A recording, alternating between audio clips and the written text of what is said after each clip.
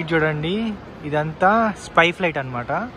So US వాళ్ళు develop చేశారు దీన్ని, రష్యాని స్పై చేయడానికి యూజ్ చేశారనమాట దీన్ని. బట్ ఇప్పుడైతే రిటైర్ అయింది ప్రస్తుతానికి. బట్ ఇది యూజువల్ ఫ్లైట్స్ కంటే చాలా హైట్లో వెళ్తుంది, చాలా హైట్ వెళ్తుంది. రైడార్స్ కానీ దేనికి కానీ డిటెక్షన్ అయితే అవ్వదు. It's kind of a flight only spy చేయడానికి. కెమెరా అక్కడ రష్యాలో జరిగే మొత్తము కెమెరాలో క్యాప్చర్ చేసి వీళ్ళకి అందిస్తూ ఉంటుంది అనమాట. స్పై చేయడానికి మాత్రమే యూజ్ చేశారనమాట. ఈ ఫ్లైట్ టాప్ వ్యూ ఇది. ఈ ఫ్లైట్ నేమ్ వచ్చేసి SR-71 బ్లాక్ బర్డ్. ఈ ఫ్లైట్ని టైటానియం అలాయ్తో బిల్డ్ చేశారు.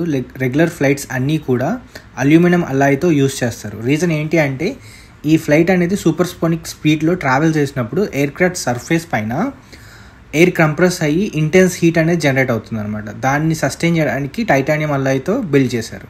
ఫన్ ఫ్యాక్ట్ ఏంటి అంటే USA రష్యా దగ్గర నుంచి టైటానియం అలాయ్ని కొనుగోలు చేసేది by using third party countries అన్నట్టు.